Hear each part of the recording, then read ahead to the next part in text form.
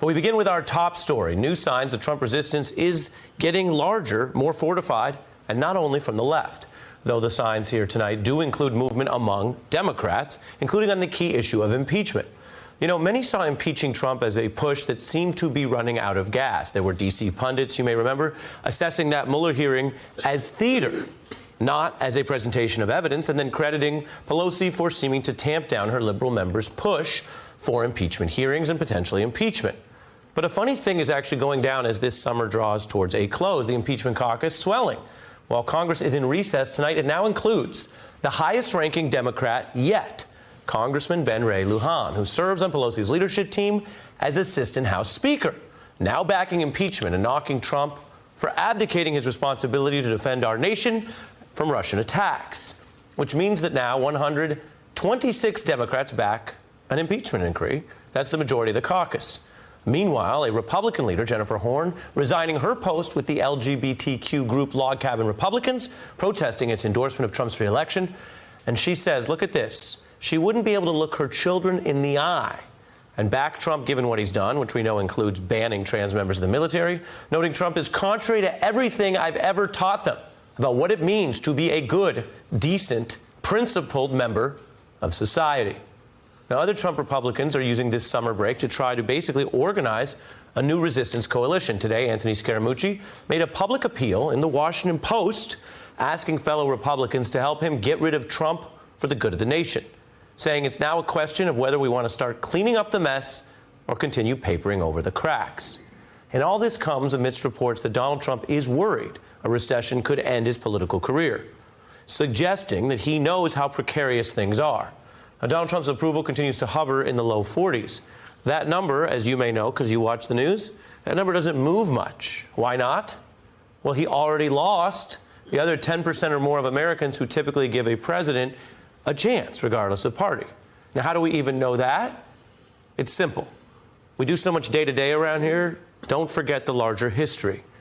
Because in the entire history of presidential polling since 1938 from Gallup, at this point in their term, presidents average about 53% approval, which is a metric that shows that in both parties, presidents tend to get some approval from people who did not vote for them. Trump, though, is down, stuck at 41% over the same period. That's lower than the average of all presidents, and ominously for him, it's lower than the 46% of voters who once backed him in 2016.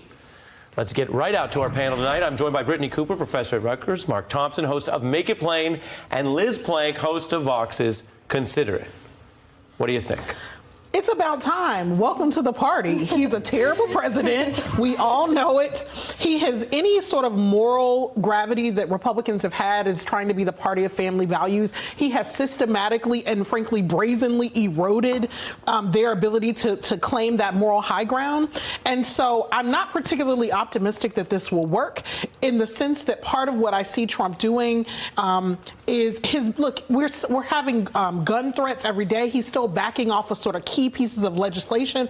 And part of what he's doing is whipping up his base, almost, it seems, to incite them that if this election doesn't go his way, that they should be violent in the aftermath of it. And that is very scary to me. So the Republicans need to do a lot of work, and they need to do it very swiftly. And part of what they need to do is begin to speak to the fears of their constituency, because what Trump is doing is he's playing on their fear about demographic shift really hard in this moment, and he's not backing off of that. Mark?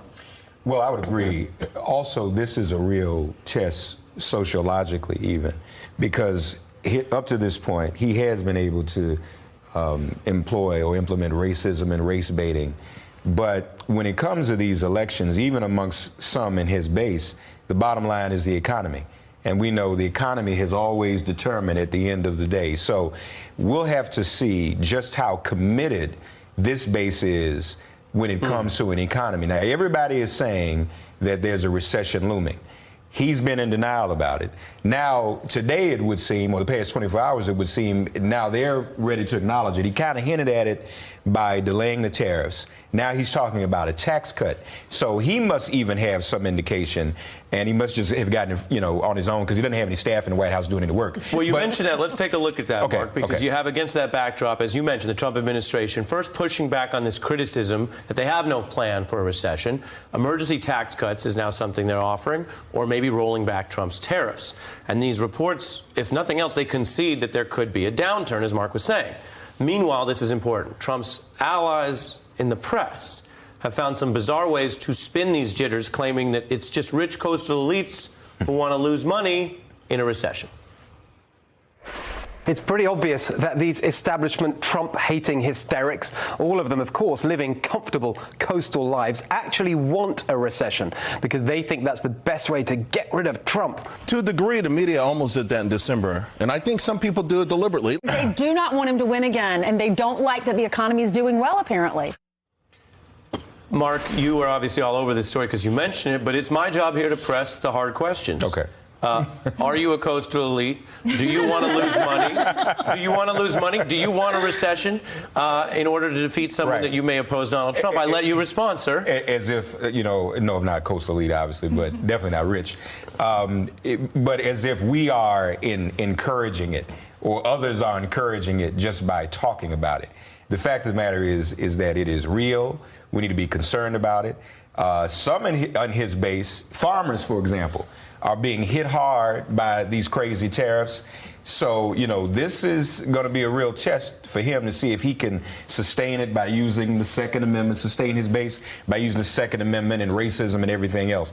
But I think he's in serious trouble, and it's time that everybody acknowledge it and the rest of us cheer it. Right. And while this is happening, he's talking about buying Greenland and Anthony Scaramucci, right? So he's clearly using his best sort of weapon, which is distraction, and he's acting like a reality show star that's about to maybe not get her second season renewed, and so she's picking fights with her friends, she's picking fights with her enemies, and it's basic.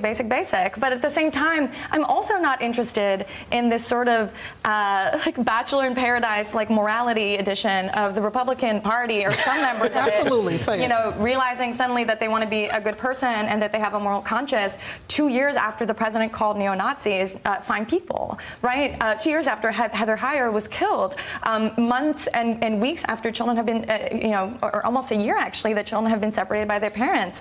So what's going on here? I mean, you can say, great, I'm calling the firemen and the firewomen, but you gave him the matches. And so what are you going to do now? How are you going to fix it? It's not about you. It's about all of the people who have been harmed in this administration. Yeah. But there are two major problems. One is Trump is literally trying to undermine our confidence in the 2020 election. This is all of the tweeting about, what happened in 2016, even trying to undermine Google search results to create this base of skepticism so that no one can determine what the truth is. Or does Google also want a recession? Absolutely, of course they do, because Google's a coastal elite. You know that. That's exactly right. But the other thing that he's then doing is he's banking on a strategy that has always worked for conservatives, which is that if you appeal to people's tribalism, which the term racism, right, they will actually very often vote against their own economic interests in service of racism. I mean, that's the only reason Trump is in office. Certainly, his policies were never going to help the working class, white men who voted for him. Now they're seeing those chickens come home to roost. But he's using a strategy that worked before, that this is about whether you get to be classed among the haves or the have-nots, whether you get to be classed among those who are from S-hole countries or those who are from the great land of America. So he's playing on that tribalism, and that's actually really powerful. And so if Republicans don't speak to the fear that drives it, they're going to lose even whatever moral high ground that they're trying to get to. Right. He's a failed businessman, and now he's a failure as a president with this economy being what it is. And to your point about stoking fears about the election, remember in 2016, he was saying the other side was going to cheat. They're going to cheat. They're going to steal it. Yeah. And then he was the one who did it. So what's he doing now? By doing that again, is he not projecting what he plans to do? He has no choice but to fearmonger and cheat. Well, and both of you mentioned this, and I think it's worth probing a little bit whether or not the economy falters. I, for one, am not rooting for a recession. Sure. Just want to put that on record. But There is a bit of a connective tissue here, right? When you look at the way that we're talking about what Donald Trump gets away with and what the powers that be, which is the arrayed forces we have in a democracy. It includes a free press. What do we say about lies? What do we say about racism? It includes the Democratic Party, which was doing a dance that, again, I think if Democrats' position is there was not impeachable conduct, then that's fine. That's your substantive position. But for a while, a lot of Democrats had the position that, well, it was impeachable, and maybe he should even allegedly, quote unquote, go to prison someday, but they're not going to hold impeachment because of political reasons. And so I say that context in sort of how do you confront racism if you think it's racist, and crime if you think it's crime, and lunacy if you think it's lunacy, because some of these lines are moving, and that creates, I think, some of the barriers that then Trump has to deal with. And we struggle about these things in our newsroom because we don't assume everything that is false is a lie. First, you figure out whether it's false. Then you have to do an investigation of does someone know they're lying, and Donald Trump does lie. Sometimes he says things are false where he may not know or care that it's false, and that's different. Sure. I say that with regard to Pulitzer Prize winner Eugene Robinson, the Washington Post. Right. Basically calling it out today, and if viewers know Eugene, who's a great writer, if you haven't seen this yet, the astonishing thing is the President of the United States is, let's face it, raving like a lunatic, and everyone just shrugs. The truth is, we don't have an actual presidency right now. We have a tiresome reality show whose ratings have begun to slide and whose fading star sees cancellation on the way. I say to you, Mark, and viewers know this, Eugene is a very careful writer. Yeah. I'm not sure, he'll come on someday and tell me if I'm wrong, I'm not sure he would have written this on day one of the Trump administration, because the Washington Post says, well, there's a new president, respect the president. But we're in a place now where people are just saying, this is lunacy. Yeah, and it's very significant for Gene to write that and for the Washington Post to publish it and to go on record. Those are some very, very strong words that you can't walk back. Sure. And even to say them now, when there's a possibility he might do something else even crazier, and then you would have, fired that gun already. So I think that we're in a place now where he has been enabled too much.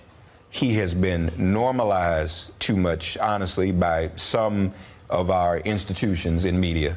I say that respectfully. No one here, of course. But that's what needs to change. When we look at scrutiny that's given other candidates and other politicians, they don't get that kind of a pass. Sure. And we don't expect it, and they shouldn't. Or sometimes it's like, is this person likable? Right. And you're like, right. What are we talking about? Yeah. Hey, I'm Ari Melber from MSNBC. You can see more of our videos right here, or better yet, subscribe to our YouTube channel below. You could have been anywhere in the world, but you're here with us, and we appreciate that.